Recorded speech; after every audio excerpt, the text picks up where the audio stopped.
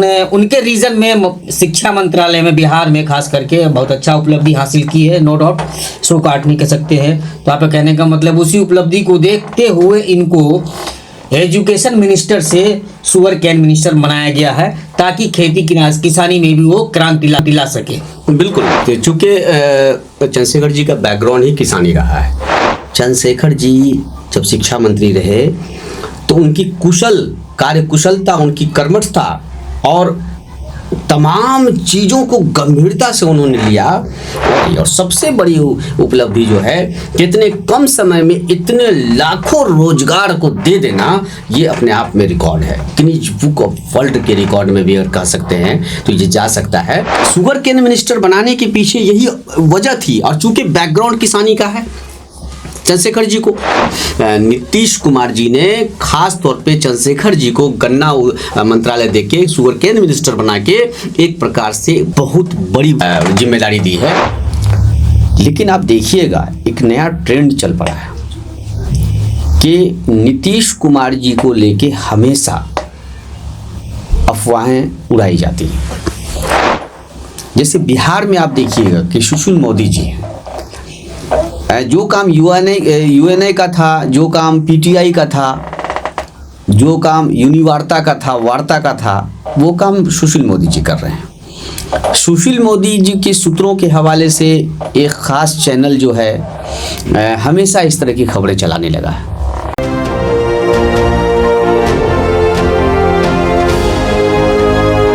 The Republican times, खबर ही नहीं विश्लेषण भी। सलाम, नमस्कार, सत श्री अकाल। आप देख रहे हैं रिपब्लिकन टाइम्स में रजीउर रहमान। बिहार में जब से लालू और नीतीश सरकार की यानी आरजेडी और जदयू की सरकार बनी है, तब से सिलसिलेवार तरीके से ही कह लीजिए इसको कि ये अफवाहें ज़्यादातर मीडिया में सुनने और देखने को मिलती है कि नीतीश कुमार फिर पलटी मारने वाले हैं। जब नीतीश कुमार में चाहे अंदर में कोई बात होती है या मिलने नीतीश कुमार लालू जी के पास जाते हैं या लालू जी नीतीश जी से मिलने जाते हैं, तब तक इस तरह की बातें सामने आई। अभी ताज़ा घटनाक्रम की देख लीजिए कि पिछले दिनों लालू जी और तेजस्वी जी नीतीश जी से मिलने उनके आवास पे गए थे, तो उस वक्त भी ये अफवाह उड़ी कि सरकार गिरने वाली है, कुछ बड़ा खेल होने वाला है बिहार में। लेकिन पता चला कि ऐसी कोई बात नहीं थी। आज फिर नीतीश जी राजभवन गए तो फिर ये बात सामने आ रही है कि नीतीश जी पलटी मारने वाले हैं। हालांकि पिछले घटनाक्रम की खबर जो नीतीश जी से मिलने लालू यादव और तेजस्वी यादव गए थे, उस वक्त रिपब्लिकन टाइम्स ने इस खबर पे जो समीक्षा की थी और जो राजनीतिक विश्लेषक फिरोज मंसूरी साहब हैं, उन्होंने इस बात को खंडन किया था। उसी वक्त की नहीं अफवाह है, ऐसा कुछ भी नहीं है, सिर्फ मिलने के लिए गए थे और बात भी सच्चाई भी सामने आई।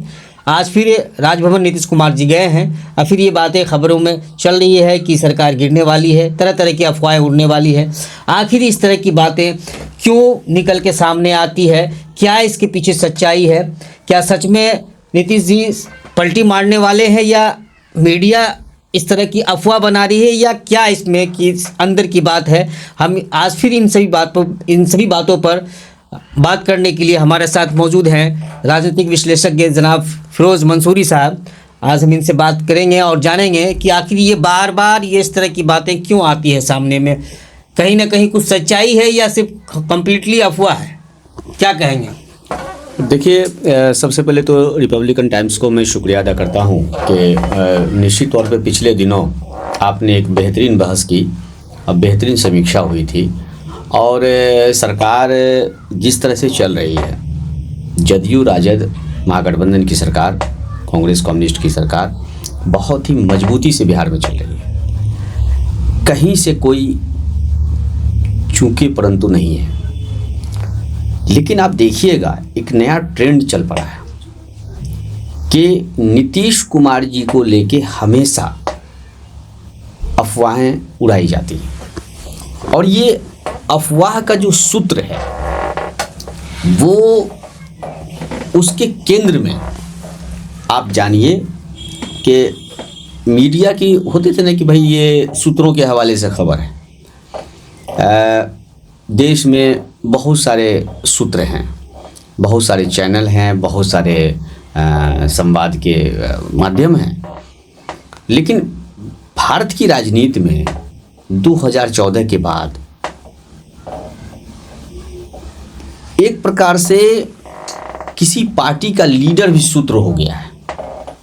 जैसे बिहार में आप देखिएगा कि सुशील मोदी जी हैं, जो काम यूएनए का था, जो काम पीटीआई का था, जो काम यूनिवार्ता का था, वार्ता का था, वो काम सुशील मोदी जी कर रहे हैं। सुशील मोदी जी के सूत्रों के हवाले से एक ख़ास चैनल जो है हमेशा इस तरह की खबरें चलाने लगा है। पिछले दिनों की घटना आप जान रहे हैं कि माननीय तेजस्वी यादव जी, लालू प्रसाद यादव जी माननीय मुख्यमंत्री से मिलने गए थे।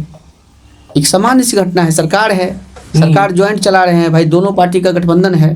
तो उस दिन भी अफवाह उड़ी कि हाँ, सरकार गिरने वाली है, और आराम से वो गए थे। अब अगले दिन पता भी लोगों को चल गया कि क्यों गए थे। मंत्रिमंडल का विस्तार हुआ था, लालू प्रसाद यादव जी के सहमति से पुनर्गठन हुआ ना।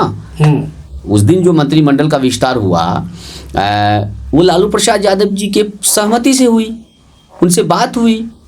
जो फेरबदल हुआ आप देखेंगे, भूमि सुधार राजस्व मंत्री हो या शिक्षा मंत्रालय हो, वो जो उस दिन जो हुआ था वो एक गंभीर मामला था। एक मुख्यमंत्री को विशेषाधिकार है अपने लोगों को फेरबदल करने का, और उसमें लालू प्रसाद यादव जी की बहुत महत्वपूर्ण भूमिका थी। वो बैठ के इस चीज़ को देखे, माने तेजस्वी जी जो बैठ के मंत्रिमंडल का जो गठन हुआ, उसमें जो फेरबदल हुआ, उसमें दोनों की सहमति थी।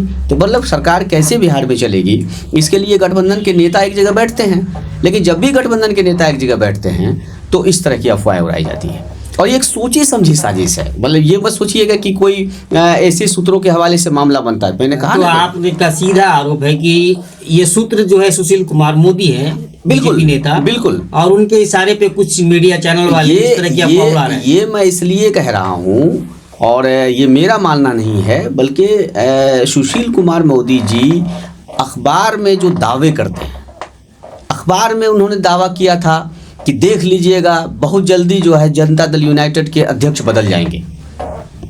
सुशील कुमार मोदी जी का सूत्र सही निकला।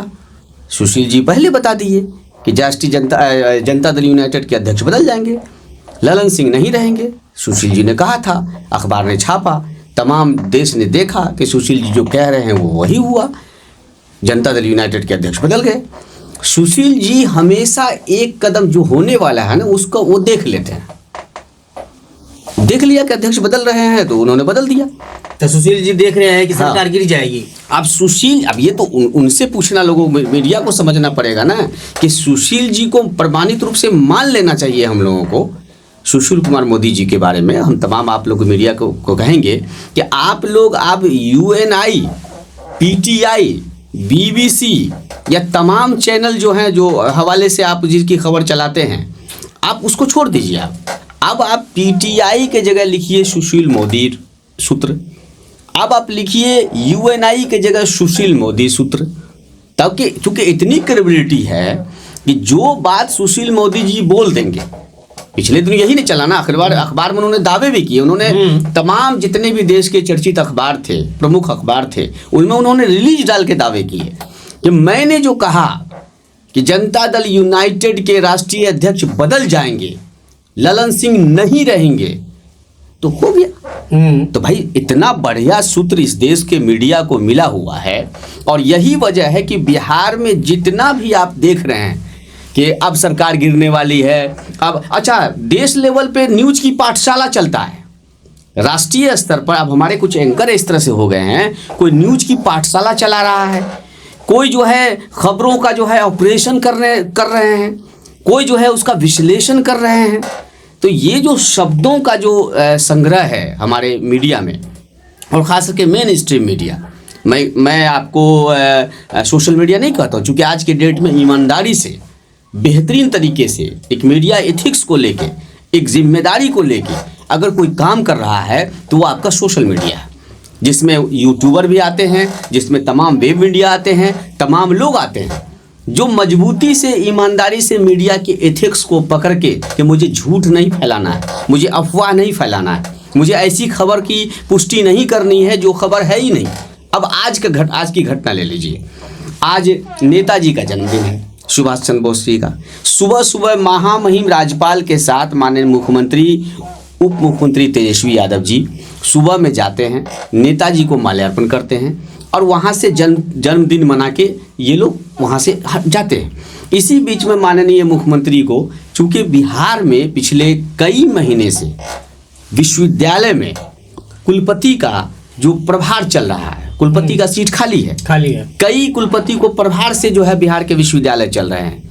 एक बड़ा समस्या, बहुत सारा नीतिगत फैसला नहीं ले पा रहे हैं, बहुत सारा वित्तीय फैसला नहीं ले पा रहे हैं, विश्वविद्यालय की पठन पाठन में प्रभाव हो रहा है। कैलेंडर वर्ष को कैसे कंप्लीट किया जाए, कैसे शिक्षा व्यवस्था को बेहतर किया जाए, कैसे कोई बड़ा फैसला लिया जाए, कितना प्रमोशन का मामला है, कितने का वेतन का मामला है, तमाम तरह की चीज़ों को लेके आज कुलपति महोदय नहीं रहने की वजह से विश्वविद्यालय में बहुत सारी चीज़ों पे मामला हो रहा है। मामला माननीय मुख्यमंत्री के संज्ञान में गया है कि भाई विश्वविद्यालय पे चूँकि अभी लगातार पिछले दिनों तमाम चीज़ों में व्यस्त थे वो, उसके बाद निकले हैं तो उनको पता चला कि भाई जो उच्च शिक्षा में जो है कुलपति की नियुक्ति नहीं हुई है।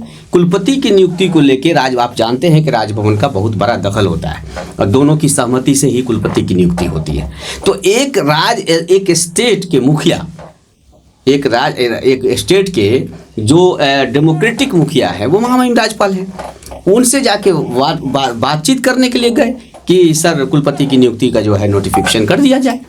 एक ये था। दूसरा है कि 5 फरवरी को बजट सत्र हमारे यहाँ बिहार में है, सदन चलने वाला है, तो जाहिर सी बात है बजट सत्र से पहले महामहिम राज्यपाल से कुछ संवैधानिक बातें करनी होती है। ये एक डेमोक्रेटिक तरीका है, तो यही सब बात करने आज इसके लिए माननीय मुख्यमंत्री राजभवन गए। अब राजभवन जैसे माननीय मुख्यमंत्री गए हैं तो ये जो हवाबाज, अफवाहबाज, गूगल्स के जो मीडिया है, जो जिसको आप गोदी मीडिया कहते हैं, मैं पार्टी मीडिया कहता हूँ रजी जी, ये जो पार्टी मीडिया है ये सूत्रों के हवाले से, सुशील मोदी जी के हवाले से खबर चलाना शुरू कर दिए। इसलिए मैं बार बार कह रहा हूँ कि यूएनआई पीटीआई आप दूर छोड़ दीजिए। तो आखिर महागठबंधन में भी तो बहुत कुछ ठीक ठाक नहीं चल रहा है। मौका तो बार बार महागठबंधन के नेताओं के द्वारा ही तो दिया जा रहा है। आखिर इनपुट कहाँ से मिल रहा है सुशील कुमार मोदी को, जो बोलते हैं, जैसे प्यारी खुद बोले कि सुशील कुमार मोदी बोले थे कि जदयू के अध्यक्ष बदलने वाले हैं और वो सत्य साबित हुआ।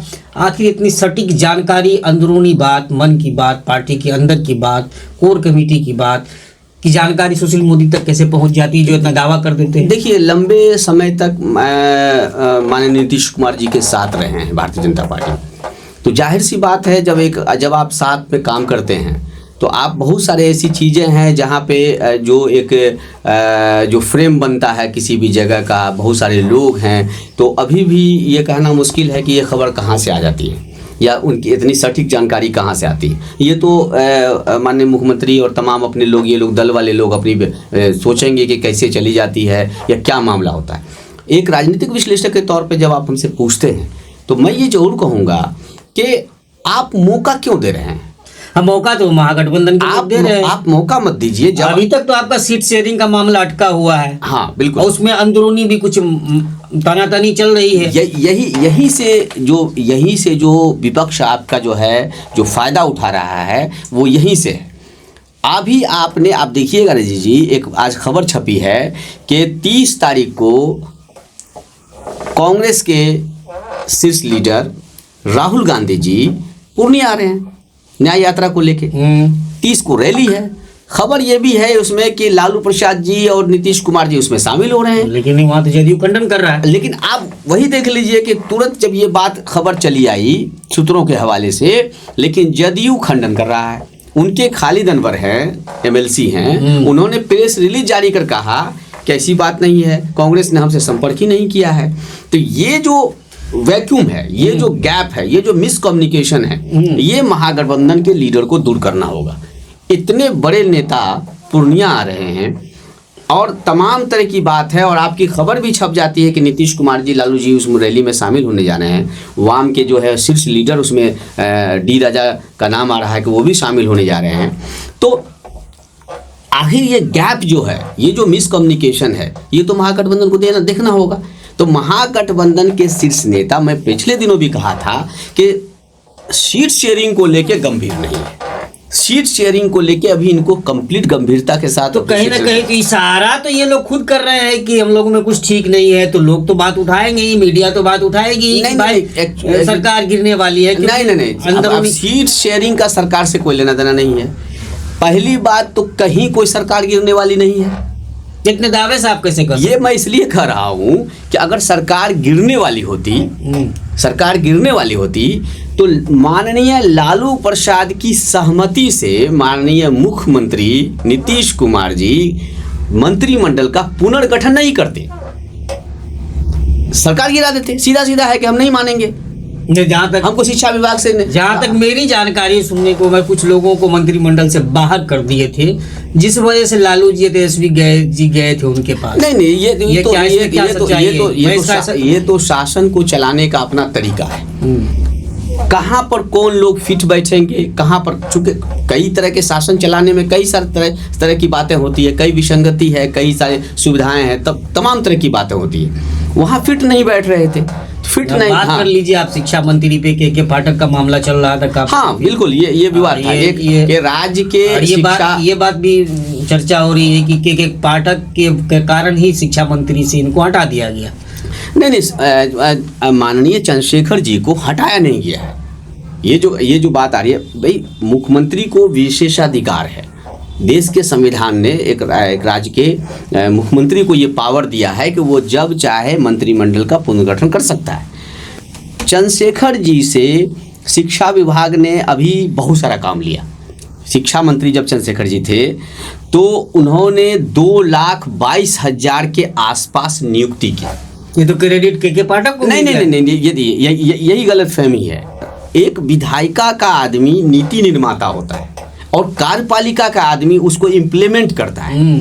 तो विधायिका जब तक तय नहीं करती है, जब तक विधायिका नहीं विचार करती है कि कौन काम करवाना है, तब तक कार्यपालिका नहीं कर सकती है। लेकिन आप देख रहे होंगे बिहार में कि जिस तरह जब से के पाठक आए हैं, शिक्षा मंत्री का नाम कम लिया जा रहा था, के पाठक ये ज्यादा गिनाई जा रही है। ये अलग, ये उपलब्धि गिनाने की जिम्मेदारी मीडिया की है। सवाल है कि शिक्षा मंत्री जी जो तत्कालीन समय के शिक्षा मंत्री चंद्रशेखर जी रहे, अब चंद्रशेखर जी से मीडिया की कौन सी बात की खुन्नस है आपसे छुपी नहीं है। एक वर्ग है जो चंद्रशेखर जी के खिलाफ लगातार अभियान चला रहा है। मंत्रिमंडल का विस्तार करने का, मंत्रिमंडल पुनर्गठन करने का पावर जो है माननीय नीतीश कुमार जी के हाथ में है। उन्होंने शिक्षा मंत्रालय से माननीय चंद्रशेखर जी को जो है गन्ना मंत्री बनाए, मंत्रिमंडल में है। अब चूंकि आप जानिए कि बिहार में जो डिमोशन हुआ ना, गन्ना मंत्री नहीं डिमोशन नहीं हुआ। देखिए अब इसी को समझने की चीज है। मंत्री बिहार में गन्ना का कहाँ कुछ है, कितना वो एक अलग विषय है। मंत्रिमंडल में जब किसी मंत्री को, किसी विधायक को मंत्रालय सौंपा जाता है तो राज्य के हित और राज्य के विकास के लिए सौंपा जाता है। चूंकि आप जान लीजिए रजी साहब कि चंद्रशेखर जी का जो बैकग्राउंड है, चंद्रशेखर जी किसान नेता है। चंद्रशेखर जी जमीन से किसानी करके यहाँ पहुंचे हैं और चंद्रशेखर जी की पूरी राजनीति किसानी की है ना। बिल्कुल किसान तो नेता की अगर आज के डेट में, और चंद्रशेखर जी प्रोफेसर रहे हैं, तो सबसे पहले उनसे शिक्षा का काम लिया गया। माननीय मुख्यमंत्री को लगा कि नहीं, ये एक प्रोफेसर हैं, इनसे बेहतर शिक्षा और बेहतर कौन होगा, और चंद्रशेखर जी ने साबित किया। क्रेडिट आप किसी को दे दीजिए, क्रेडिट तो सच्चाई, क्रेडिट किसको देना चाहिए? माननीय मुख्यमंत्री को देना चाहिए। हाँ। माननीय मुख्यमंत्री मुखिया थे, चंद्रशेखर जी को बनाया, चंद्रशेखर जी ने और राज्य के मुखिया ने जो है पाठक जी को लाए, तब ना। लेकिन ये चूंकि डेमोक्रेसी में तो सबको लेके, सबके साथ से चलना होता है ना। चारों जो पिलर है, जो स्तंभ है, सबके साथ देश चलता है ना। तो आपका कहने का अर्थ ये हुआ कि चूंकि चंद्रशेखर जी एजुकेशन से जुड़े हुए लोग थे, प्रोफेसर हैं, और इसीलिए उनको पहले एजुकेशन मिनिस्टर बनाया गया था। और चूँकि उनकी जो राजनीतिक सफ़र है, एक बतौर किसान नेता के तौर पे शुरुआत की उन्होंने अपना सियासी सफ़र को, और खेती किसानी का भी उनको बहुत अनुभव है, क्योंकि किसान से भी जुड़ा हुआ उनका परिवार है। तो इसलिए उनको इसको देखते हुए, क्योंकि उन्होंने उनके रीजन में शिक्षा मंत्रालय में बिहार में खास करके बहुत अच्छा उपलब्धि हासिल की है, नो डाउट, सो काट नहीं कह सकते हैं। तो आपका कहने का मतलब उसी उपलब्धि को देखते हुए इनको एजुकेशन मिनिस्टर से सुअर कैन मिनिस्टर बनाया गया है, ताकि खेती किसानी में भी वो क्रांति ला सके। बिल्कुल, माननीय मुख्यमंत्री का विजन देखिए, उनकी शैली देखिए काम करने का, कि जब उनको लगा कि भाई बिहार की किसानी, बिहार की खेती, बिहार की कृषि की इतनी बदहाली, इतना अच्छा सरकार, नीतीश सरकार इतना अच्छा काम करने के बावजूद भी वो उस तरह का इनपुट नहीं मिल पा रहा है। और आप अब ये भी देखिएगा कि अभी इन्वेस्टर समिट हुआ था, उद्योगपति लोग आए थे, तो माननीय मुख्यमंत्री जी को ये भी लगा कि तमाम तरह के उद्योग की बात हो रही है, आईटी पे बात हो रही है, बहुत सारी चीज़ों पे, इंडस्ट्रीज पे बात हो रही है, लेकिन जो असली बिहार की पूंजी है, जो असली बिहार की रियल में जिसको बिहार कह सकते हैं, बिहार के पास जो सबसे बड़ी कुदरती क्षमता है, वो क्षमता है ज़मीन का फर्टाइल होना, बेहतरीन ज़मीन होना, बेहतरीन समतल होना। पूरे देश में जितना समतल बिहार की भूमि है, सपाट भूमि है, उतना कहीं नहीं है। और सबसे ज़्यादा अगर इंडस्ट्रीज़ का अपॉर्चुनिटी अगर किसी क्षेत्र में है तो वो कृषि मंत्रालय में है, गन्ना उद्योग मंत्रालय में है। और यही सब चीज़ को समझ के माननीय मुख्यमंत्री ने चंद्रशेखर जी को गन्ना शुगर केन मिनिस्टर बनाया। शुगर केन मिनिस्टर बनाने के पीछे यही वजह थी। और चूंकि बैकग्राउंड किसानी का है चंद्रशेखर जी को, तो उस विभाग को समझने के लिए किसी लोगों को बुला के किसी समीक्षा, ये विश्लेषण नहीं करना है उनको, किसी एक्सपर्ट को बुला के समझना नहीं है। चूँकि रात दिन चंद्रशेखर जी जब किसान नेता के रूप में थे तो यही काम करते थे। खेत के किसान की क्या क्या दर्द है, दुख है, समस्या है, वो रात दिन जानते थे। और हमको अपने किसान को, जिस दिन हम अपने किसान को गले लगा लेंगे ना, याद रखिएगा, जो स्टेट का मुखिया, जो स्टेट चलाने वाले नीति निर्माता अपने किसानों से गले लगा लेगा, उससे स्टेट की उन्नति और स्टेट की प्रगति को कोई नहीं रोक सकता है। और माननीय मुख्यमंत्री नीतीश कुमार जी ने खास तौर पे चंद्रशेखर जी को गन्ना मंत्रालय देके शुगर केन मिनिस्टर बना के एक प्रकार से बहुत बड़ी जिम्मेदारी दी है। उम्मीद है कि खेती किसानी में भी क्रांति निश्चित तौर पर शुगर केन मिनिस्टर के तौर पे माननीय चंद्रशेखर जी बहुत अच्छा करेंगे। और इसकी वजह है कि खुद किसान नेता है, किसानों के दर्द को समझते हैं। चलिए, शुक्रिया आपका। आज की समीक्षा में आपने बहुत ऐसी बातें बताई हैं।